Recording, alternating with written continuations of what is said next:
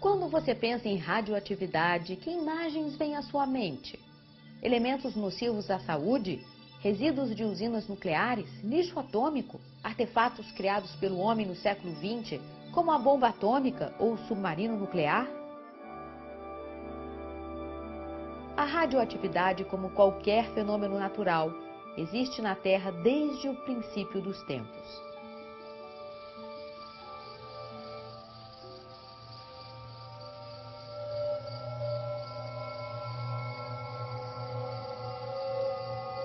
Mas o que seria esse brilho fascinante?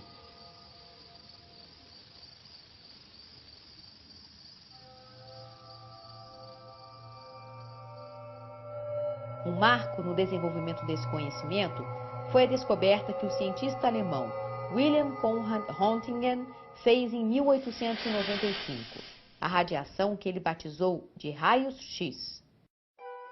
O cientista fez algumas demonstrações utilizando os raios-x que entusiasmavam as plateias. Para chegar à sua descoberta, Röntgen repetiu a experiência de outros cientistas com o tubo de raios catódicos, invenção que mais tarde permitiria a verificação da existência do elétron. Muitos anos depois, o tubo de raios catódicos veio a ser a base do tubo de imagem da televisão, isso já no século XX. Um arqueólogo do século XIX poderia indagar: será que a geração do meu neto conseguirá saber quantos anos tem esse fóssil? Antoine-Henri Becquerel vinha de uma família de cientistas. O interesse de Becquerel pelas pesquisas de Röntgen o fez chegar à sua maior contribuição científica, a descrição da radioatividade em 1896. Em grande parte do país, a frente fria que estava adiante. Uma mudança climática ajudou Becquerel a fazer sua descoberta. Ele trabalhava na luz do sol e durante 2 dias nublados teve que interromper suas experiências.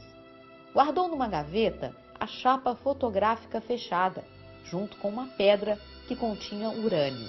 Qual não foi sua surpresa ao perceber que aquela chapa tinha sido marcada sem ter sido submetida à luz solar? Algo irradiava daquela pedra. O que seria? Era o início do processo de explicação científica da radioatividade.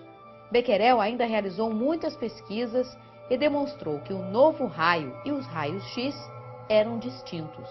Na verdade, Becquerel havia descoberto a emissão espontânea de radiação por um elemento.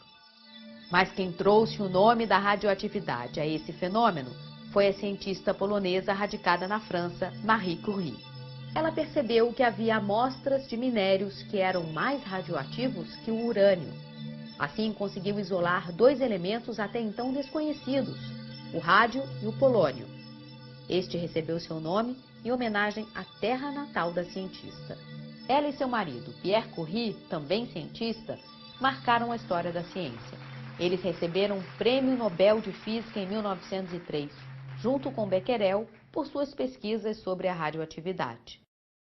Passa também, pode colocar. Um aparelho como o controle remoto utiliza a radiação infravermelha para fazer a troca de canais à distância. Quando apertamos um botão, o controle envia mensagens codificadas através de luz infravermelha, invisível ao olho humano, para o aparelho controlado. A radioatividade pode ser radiação eletromagnética, ondas como a luz e o raio-x, ou emissão de partículas com massa, como no caso da radiação alfa e beta. Mas de que forma a radioatividade seria então gerada? No início do século XX, Ernest Rutherford compreendeu que a radioatividade era gerada pelo decaimento de certos elementos. Isto é, ele percebeu que alguns elementos se transformavam em outros quando emitiam partículas de seu núcleo. Assim, um átomo de urânio-92, que tem um núcleo instável, ao liberar uma partícula alfa que contém 2 prótons, se transforma em tório-90. Mais tarde, o tório se transforma em protactínio e assim por diante. Rutherford formula então a explicação hoje aceita sobre a radioatividade. A descoberta do decaimento o levou à identificação da meia-vida. Meia-vida é o tempo necessário para que metade dos núcleos radioativos de uma amostra decaia. Foi a partir do conceito de meia-vida que se pôde desenvolver a técnica de datação baseada no carbono 14, um método bastante preciso e muito utilizado até hoje.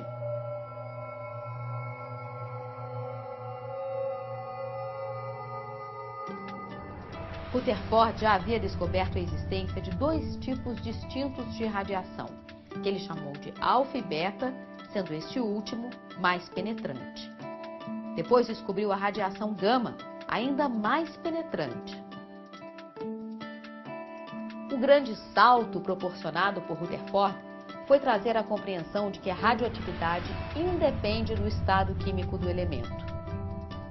Graças à famosa experiência da folha de ouro, realizada em 1908, o grupo de Rutherford conseguiu provar que o átomo possui um núcleo.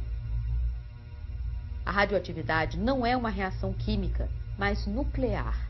É um fenômeno que se dá através da emissão de partículas ou radiação a partir do núcleo do átomo. Nesse mesmo ano, o cientista neozelandês radicado na Inglaterra recebe o Prêmio Nobel de Química. A partir das descobertas de Rutherford e seu grupo, a humanidade mergulha no conhecimento da radioatividade e da energia nuclear. As pesquisas no campo da radioatividade e da energia nuclear, impulsionadas por Rutherford, têm sido fonte de desenvolvimento em muitas áreas, como a medicina e a produção de energia. Ainda há muito por conhecer. Cada nova descoberta abre caminho para outras descobertas. Afinal, tudo se transforma, até o conhecimento.